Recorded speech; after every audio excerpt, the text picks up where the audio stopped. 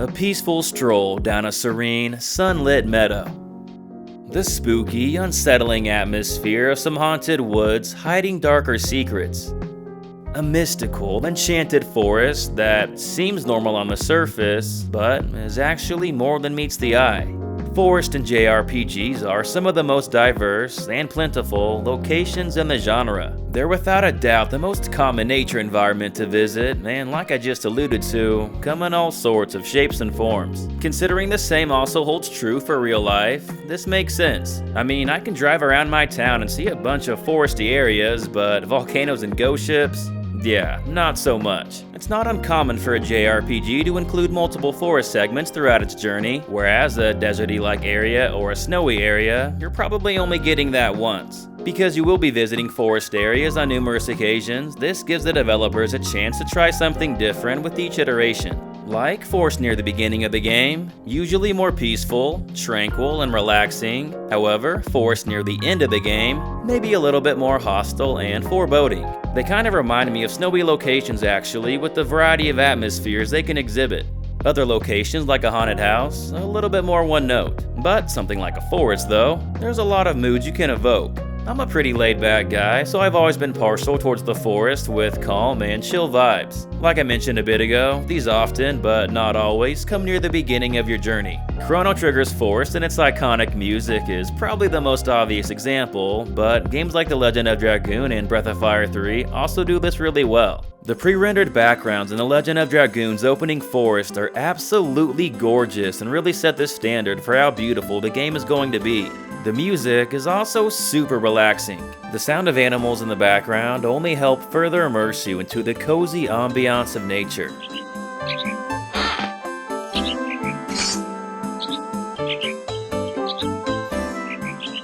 The same thing goes for Cedar Woods in Breath of Fire 3. You spend the first few hours of the game here, so that track is permanently lodged in a compartment of my brain. It's pretty much impossible not to hear this song and picture Ray in my head saying his classic catchphrase, "Don't this just beat all?" Another opening forest I like is the one from Star Ocean 2.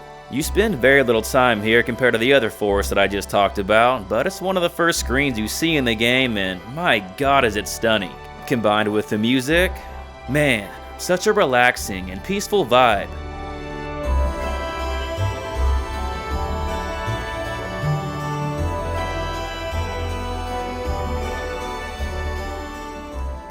Speaking of relaxing and peaceful vibes, Retia Forest from Arkwright's Fantasia absolutely nails this too. The colors are just so vibrant and pretty, and with the legendary Yasunori Matsuda's amazing music in the background, you have one... No, come on. Hey. God, it's freaking cat. You have one supremely chill atmosphere.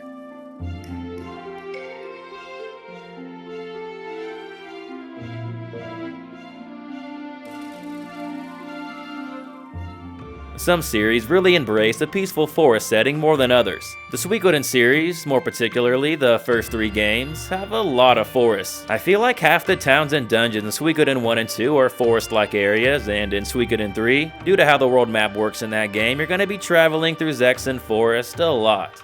Overall, these are often very relaxing and very naturey. Don't think that's a word, but you get my point. It makes traversing through them quite soothing. The Tales series also contains a good amount of forests. It doesn't matter if it's from the SNES era, the PS1 era, the PS2, the PS3, the PS4, whatever. The forest in Tales games are very frequent and very pretty to look at. The forest in Tales of Eternia have lush, colorful backgrounds. Chigal Woods from Tales of the Abyss is super chill. And the forest in Tales of Arise, just so stunning to look at. With that said, I gotta say the Mana series really embraces the whole forest vibe more than any other. Every game in this series has so many bright and vibrant forest locations. The forest in Legend of Mana especially have some of the prettiest scenery on the entire PS1. What also deserves to be in the running for that are the forests from Jade Cocoon, the story of the Tamamayu. A lot of this game takes place in a forest, and it looks incredible. Katsuya Kondo of Studio Ghibli fame was the art director for this game, and it definitely shows. The Princess Mononoke vibes are off the charts. It feels like the deer god is about to pop out at any second. That aside though, I'm a sucker for PS1 era pre-rendered backgrounds, and these look awesome. Just walking through here fills you with a sense of wonder and serenity. The use of lighting is done so well to really enhance the atmosphere. So good. With that said, some of the prettiest forests I've ever seen in a JRPG come from Final Fantasy games, 2 of them in particular. First up, we have Sunlit Waterscape from Final Fantasy XIII. Yeah, say what you want about the game itself, and I'd probably agree with you, but one thing I think we all can agree that this game did an amazing job with was giving us this area. It hardly even needs explaining why. I mean, just look at it. The colors are just so vibrant, and they really pop out at you. And dare I even mention the music? This is probably one of the happiest, upbeat, and chill tracks in the entire series. It makes it feel like this vitalizing and simultaneously really calm trek through nature, and I love it. It's no surprise they decided to bring this area back in Final Fantasy XIII too. As pretty as the Sunlit Waterscape is though, I think there's another forest in the series that's even prettier. In my opinion, Macalania Woods from Final Fantasy X might just be the most visually stunning and immersive location out of any Final Fantasy game. I'm obsessed with the whole luminescent nighttime forest aesthetic. It's so cool and pretty to me. It reminds me of the movie Avatar, which came out 8 years after Final Fantasy X, so James Cameron, we're on to you, bucko. What really makes this forest so memorable though, is the scene that happens around it. Tidus and Yuna share an emotional, touching moments and finally kiss for the first time. The way the game transitions to CGI with the gorgeous visuals and romantic music playing in the background, it's all just so masterfully done and really makes you feel a certain way. The shot of them kissing in the lake as the camera pans around the environment with the lights floating up around the trees is just video game eye candy at its finest. Exquisite art direction all around. I really wish more RPGs would give us forests like this. Some do, but not enough. Pokemon Sword and Shield gave us a foresty town like this, and it seemed to be a fan favorite, so clearly interest is there. Unfortunately, despite how pretty the town looked, a common complaint was that there was like nothing to do there. So yeah, amazing setting, kinda wasted. What games did the whole forest town right though are Ni no Kuni, Skies of Arcadia, and Final Fantasy IX. The fairy ground in Ni no Kuni was not only a unique and interesting place visually, but it also had some plot significance as well. You learn more about Drippy's culture and backstory, who's a very important character in the game. Porteka from Skies of Arcadia has this really cool atmosphere and awesome music to go with it. Plus, it had this gimmick where you slide down trees to get to other parts of the village. It gave it a distinct personality and helped it stick out in a game that already has a bunch of other amazing, lively towns.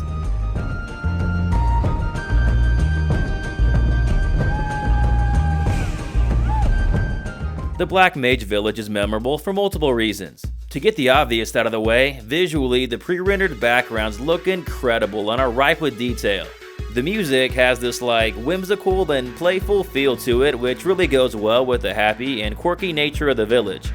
On the surface, that is. The seemingly jolly and carefree vibe is juxtaposed with some pretty heavy subject matter regarding Vivi and the other black mages. The topic of life and death and what it really means to live gets brought up, and combined with the ambient sounds of nature in the background, it just gives the whole scene this tragic and poignant and sort of poetic-like feel. It's one of the hardest hitting moments in the entire game, which really makes this location stick with you. The process of getting to the village in the first place is also very memorable. Because the Black Mages don't want any outsiders getting in, they hid the entrance behind illusionary magic. And trying to navigate through the forest is a trip, and unless you pay attention to the clue about owls, you're gonna be wondering forever. With that said, Final Fantasy IX wouldn't be the only RPG to do the whole enchanted forest with misleading paths. The most notable example of this to me is the forest maze from Super Mario RPG. When I think of this game, this is one of the first segments that comes to mind, and that's gotta mean something. First of all, the music is extremely catchy and captures that magical and mischievous forest vibe perfectly. It's the type of track that gets stuck in your head for days after hearing it, so you're welcome. It makes getting lost in this forest more adventurous and fun than it would have been otherwise. The paths seem random at first, and so you find the homie Gino, and he shows you the way. At this point, all you know about Gino is that he's this mysterious doll that was brought to life for some reason, so there's a great sense of intrigue in this moment. You then team up to fight the boss Boyer together, who's been causing havoc in the nearby town. He has the ability to block off one of your buttons, which are one of your commands in battle, which gives this fight a whole different level of strategy compared to any other boss in the game. All these factors come together to make the Forest Maze a super memorable area in Super Mario RPG. Another mystical forest I like is the Forest of Myth from Nier Replicant. Some people may hate this part of the game, but I really liked it. At the very least, it certainly stuck with me over the years. Due to plot reasons, the whole area is basically just a series of text adventures where you have to answer riddles in order to save people from what is called a death stream. Nier defies the traditional gaming experience in a lot of ways, and this area is no exception. Alright, before I go into the last type of forest I want to talk about, which are creepy and threatening forests, I want to give quick mention to a handful of other forests that I won't go into quite as much detail on. Moonguile Forest from Batten Kaitos has really pretty scenery. Same with that one forest from Final Fantasy VIII where your party loses consciousness and goes into a Laguna dream sequence. Might as well throw in some of the Chocobo forests in there while we're at it. A lot of these have beautiful backgrounds. All the forests on the world maps of Dragon Quest VIII and Dragon Quest XI have awesome atmosphere to traverse through. Same thing goes for Rainbow Butterfly Wood from Dark Cloud 2 and Kyria Woods from Breath of Fire 4, but just for different reasons. Rainbow Butterfly Wood has really relaxing, chill music, whereas Kyria Woods has no music but rather the ambient sounds of nature that are just as relaxing. Podos Forest from Atelier Iris Eternal Mana has a cozy aesthetic and a bit of a Studio Ghibli vibe with a whole witch's cabin in a forest. Kolima and Kolima Forest from Golden Sun have a cool plot around everyone in town turning into a tree and having to navigate a giant tree dungeon in order to break the curse. For an optional place you never even need to visit, Shadow Forest from Chrono Cross has a hauntingly beautiful atmosphere with mesmerizing music and gorgeous spellbinding backgrounds. Man, this last one's not an RPG, but there's no way I can't mention Kokiri Forest in the Lost Woods from Legend of Zelda Ocarina of Time. When I think of a forest in a video game, this is the first forest that pops up to me. I'm sure I'm not alone in that either. It's where you start your grand adventure and have your first dungeon with the Deku Tree, and not to mention the forest dungeon later on, and yeah. It's just an extremely memorable and nostalgic area.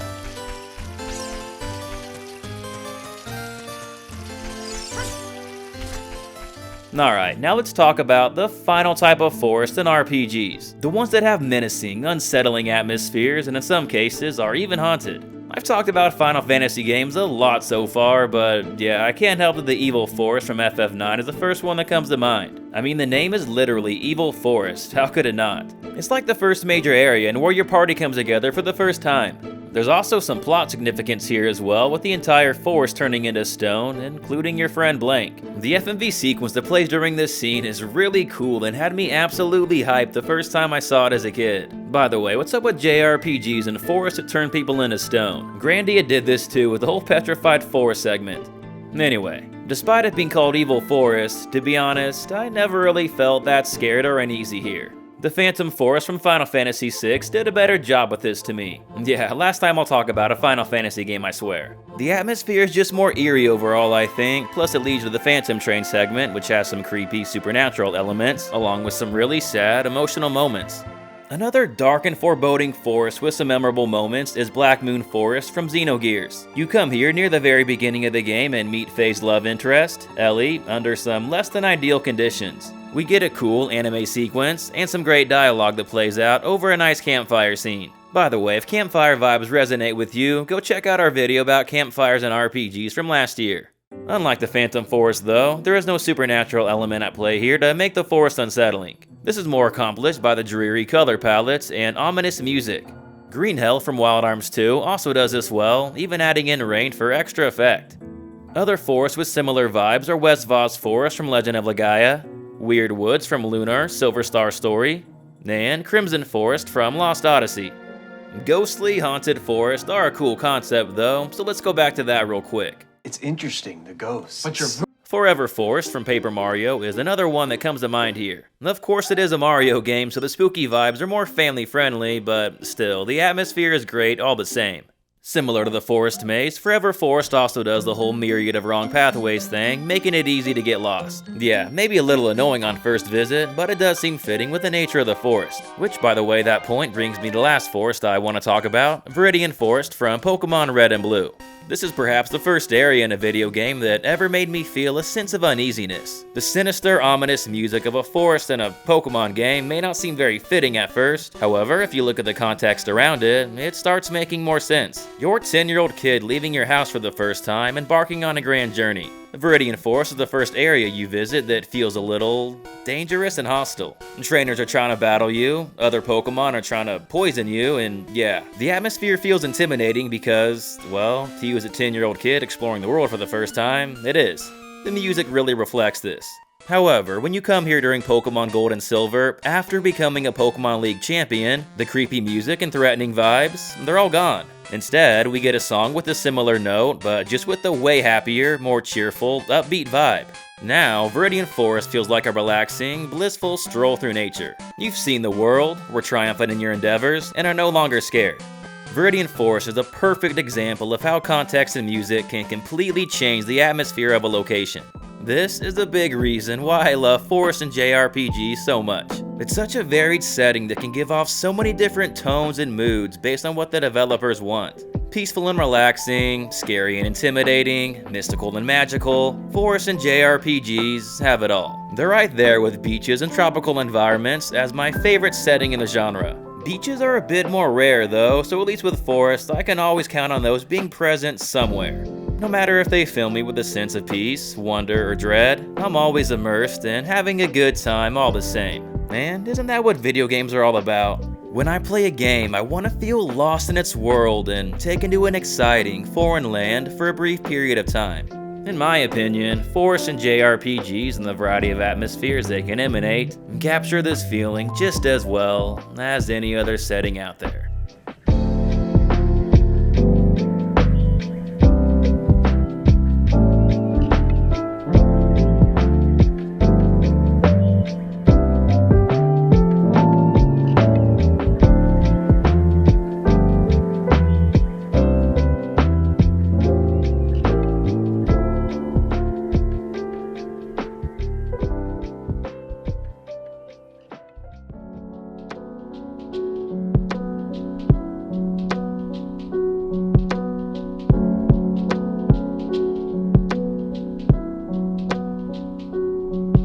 Alright, and that about wraps up another video.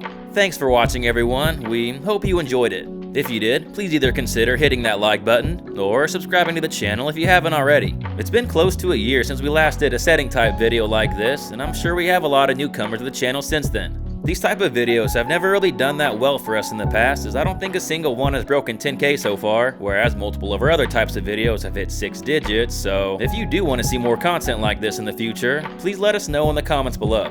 Truth be told, I really like making these types of videos, but it's clear the algorithm doesn't. For the people that do enjoy content like this, in addition to the campfire video I mentioned earlier, we've also made similar videos over snowy locations, beaches, cozy inns, world maps, and prologues. These don't have a lot of views, so check them out if interested. Also, what's your favorite setting in a JRPG? Let us know in the comments.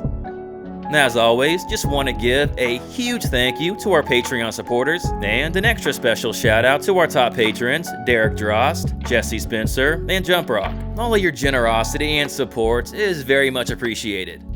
Other than that, thanks again for watching everyone, and hope you have an awesome day. This is Corbin from Gaming Productions. Until next time.